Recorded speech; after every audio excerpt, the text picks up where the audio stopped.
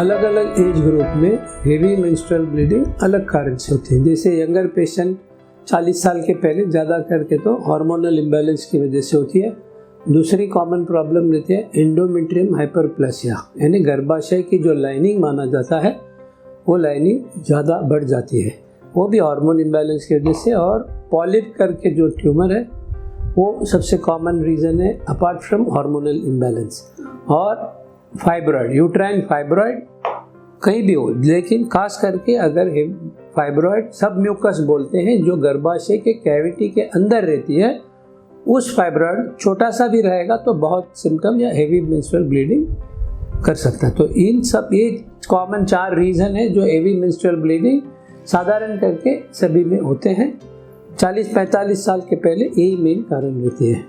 45 के बाद जो आने का कारण उनमें फाइब्रॉइड की साइज और समस्या ज़्यादा गंभीर रहती है, और जो मेनोपॉज के बाद जो आती है उसके कारण अलग रहते हैं।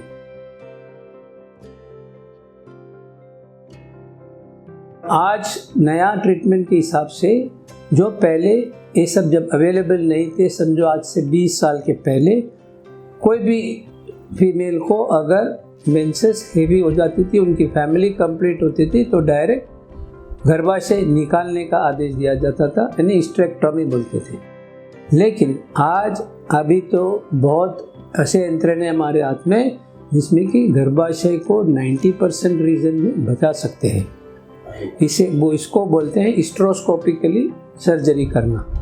जो हिस्टेरोस्कोपी होती है वो गर्भाशय के अंदर कैमरा टेलीस्कोप रख के कारण सही जगह पर ढूंढ के उसकी बायोप्सी भी ले सकते हैं, और पॉलिप, सबम्यूकस फाइब्रॉइड ऐसे सभी पैथोलॉजीज को तुरंत निकाल भी सकते हैं विद कंप्लीट रिलीफ। तो इसमें गर्भाशय तो बचता ही है, लेकिन ये सब ऑपरेशन इतने सिंपल है कि पेशेंट को सिर्फ हॉस्पिटल में 4 घंटा 6 घंटा रहने पड़ते हैं और आराम की कोई ज़रूरत नहीं है। तो यही फ़ायदा है ये सब मॉडर्न ट्रीटमेंट का, जो आजकल के औरतों को समझना चाहिए कि गर्भाशय निकालने की कोई ज़रूरत नहीं है। अपने सही डॉक्टर के पास जाएंगे, अगर उसकी डायग्नोसिस बरोबर हुआ, सही इलाज हुआ, तो उनकी हेवी मेंस्ट्रुअल ब्लीडिंग से तो मुक्ति मिलेगी ही, लेकिन बाकी जो ऑपरेशन गर्भाशय निकालने के बाद जो भी तकलीफ होती है उनसे सब बच सकते हैं।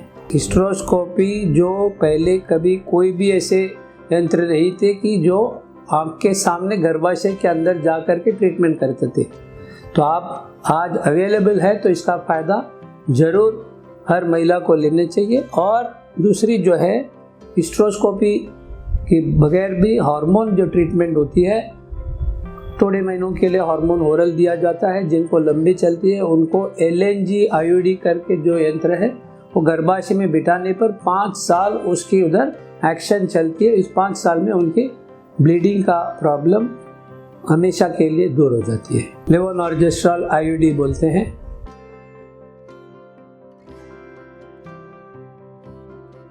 बहुत सारे औरत हेवी मेंस्ट्रुअल ब्लीडिंग नॉर्मल मान लेते हैं, होता है मुझे 20 साल से हो रहा है, तो उनकी वजह से उनकी बॉडी में हीमोग्लोबिन कम हो जाती है, यानी एनीमिया। जब हीमोग्लोबिन या रक्त कम हो जाता है तो डेफिनेटली कमजोरी, वीकनेस, एवरीथिंग विल कम।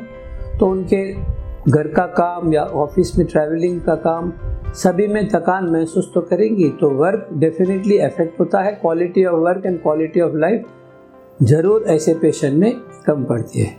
तो इससे सब सफ़र करने से अच्छा, जब when you have all these modern treatment, इसका फ़ायदा अगर लेंगे तो उनका लाइफस्टाइल तो अच्छा रहेगा। घर की देखभाल, घर पे बच्चों की देखभाल, घर पे बाकी परिवारों के मेंबर्स की देखभाल, सभी के लिए उनमें ज़रूर फ़ायदा तो होगा। तो लाइफस्टाइल मॉडिफिकेशन तो ये है कि पहले आप अपने खुद के बॉडी को संभालो। तो खाने में तो आप सभी तो मानेंगे ही कि हरी सब्जियां ज़्यादा खाएंगे जिसमें आयरन ज़्यादा रहती है, वैसे फ्रूट और वेजिटेबल ज़्यादा खाना चाहिए।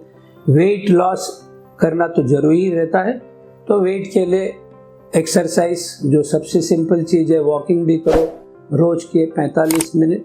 जो भी एक्सरसाइज कर सकते हैं अपनी बॉडी के हिसाब से वो ज़रूर करना चाहिए।